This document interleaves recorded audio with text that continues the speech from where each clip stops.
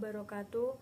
Perkenalkan, nama saya Sela Kartika, NPM 1901011151.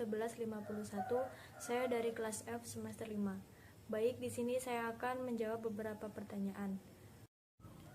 Pertanyaan yang pertama yaitu bagaimana konsep Merdeka Belajar dan Pendidikan 4.0.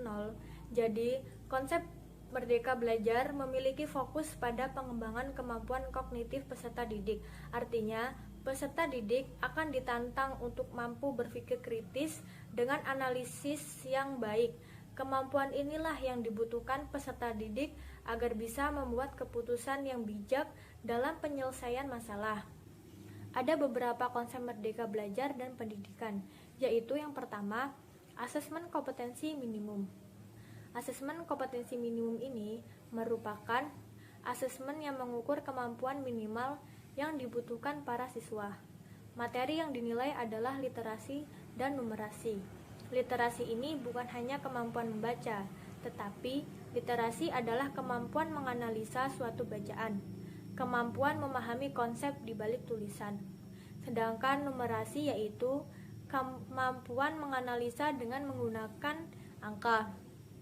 Jadi, konsep asesmen ini bukan lagi berdasarkan mata pelajaran maupun berdasarkan penguasaan konten. Tetapi, kompetensi minimum ini membutuhkan siswa untuk bisa belajar apapun mata pelajarannya. Dan yang kedua yaitu survei karakter. Pada konsep survei karakter, pemerintah akan menilai secara menyeluruh terkait kualitas pendidikan di sekolah, bukan hanya tentang hasil belajar, tetapi juga ekosistem pendidikan yang tersedia.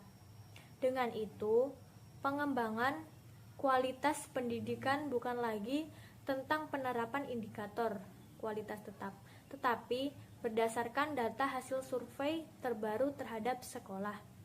Ketiga yaitu perluasan penilaian hasil belajar. Perluasan penilaian hasil belajar siswa yang tadinya hanya dari nilai ujian nasional menjadi penugasan dan portofolio. Kedepannya, siswa akan diberikan ruang untuk bisa mengembangkan diri mereka sesuai minat dan bakat. Dengan cara itu, stigma siswa pintar dan bodoh diharapkan bisa segera dihilangkan, sebab manusia memiliki bakat alami yang berbeda-beda yang tidak bisa ditentukan dengan tes formal. Yang terakhir yaitu pengembangan pola pikir. Konsep pendidikan merdeka belajar memiliki fokus pada pengembangan kemampuan kognitif siswa. Artinya, siswa akan ditantang untuk mampu berpikir kritis dengan analisis yang baik. Kemampuan inilah yang dibutuhkan siswa agar bisa membuat keputusan yang bijak dalam penyelesaian masalah. Sebab, dalam industri 4.0 basisnya adalah data teknologi, dengan kata lain informasi yang bisa diakses oleh semua orang. Pertanyaan yang kedua yaitu, apa rencana perencanaan pembelajaran Al-Quran Hadis dan pengembangannya yang Anda miliki dalam menyambut era pendidikan 4.0 ini? Jadi, membuat rancangan pembelajaran adalah tugas guru. Rancangan pembelajaran sebenarnya harus update, artinya harus berkembang sesuai dengan perkembangan zaman. Karena yang ditanyakan adalah era pendidikan 4.0, maka sebelum rancangan pembelajaran dikembangkan, yang harus dikembangkan adalah sumber daya manusianya. Dalam hal ini, guru sudah mumpuni dalam hal teknologi. Selanjutnya perlu diperhatikan juga, yaitu kelengkapan fasilitas teknologi yang sudah ada di sekolah. Jika semua sudah mumpuni, barulah rancangan pembelajaran dibuat. Rancangan pembelajaran pendidikan Al-Quran dan Hadis di era pendidikan 4.0 ini adalah dengan cara memanfaatkan teknologi sebaik mungkin agar dapat menarik perhatian peserta didik. Misalnya, video tentang sejarah turunnya ayat tersebut, atau asbabun nuzulnya, atau dengan menyajikan gambar-gambar yang ditampilkan dengan proyektor yang kemudian peserta didik mengamati dengan seksama gambar tersebut. Yang selanjutnya yaitu pertanyaan yang ketiga, bagaimana strategi pembelajaran Al-Quran Hadis dan pembelajarannya dalam menghadapi tantangan era pendidikan 4.0? Penggunaan strategi pembelajaran Al-Quran dan hadis harus disesuaikan dengan karakteristik peserta didiknya. Maka dari itu, berikut ini adalah beberapa macam strategi pembelajarannya Al-Quran dan hadis yang sesuai dengan era pendidikan 4.0. Yang pertama yaitu peserta didik diberikan tugas untuk menyelesaikan suatu permasalahan dengan mencari solusi di web yang berisi konten pendidikan agama Islam yang sudah terpercaya kebenarannya. Kemudian, dalam pengumpulannya, peserta didik mengirimkan tugasnya melalui email.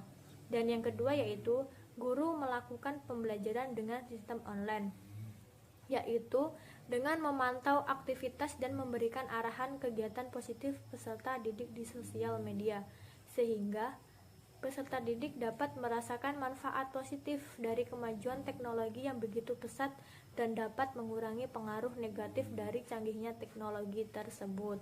Pertanyaan yang keempat yaitu bagaimana pengembangan media pembelajaran Al-Quran hadis dan pembelajarannya yang sesuai dengan era pendidikan 4.0. Jadi pendidikan di era yang sekarang ini tak lepas dari yang namanya teknologi atau media yang digunakan untuk proses pembelajaran, dan media yang digunakan tak luput dari perkembangan zaman berupa perkembangan teknologi, sehingga bentuk media yang sering digunakan di era 4.0 ini yaitu berbasis online seperti HTML, learning, media sosial, web, e-book, YouTube, dan classroom.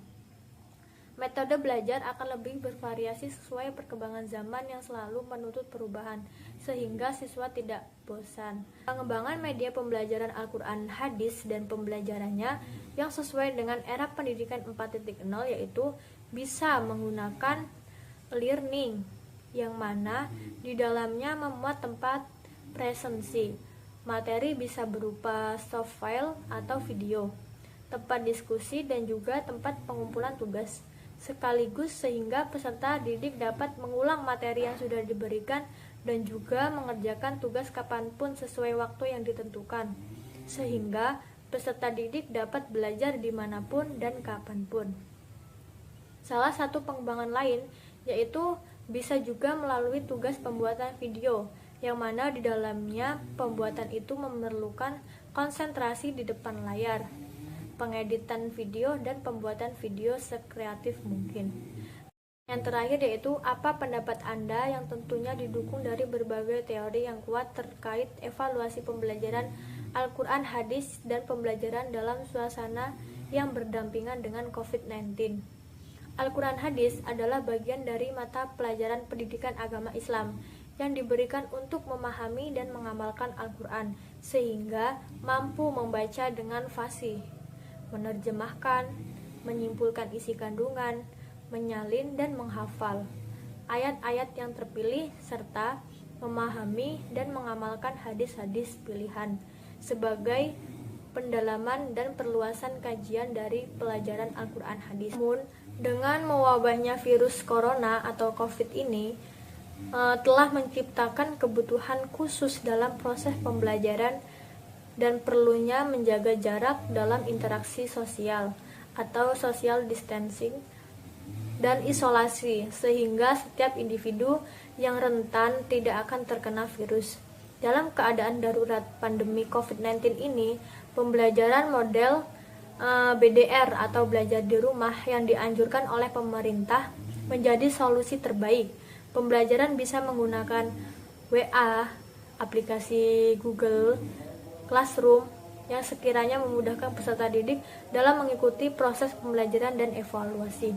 Namun masih ada kendala yang terjadi dikarenakan ada beberapa peserta didik yang tidak memiliki HP Android.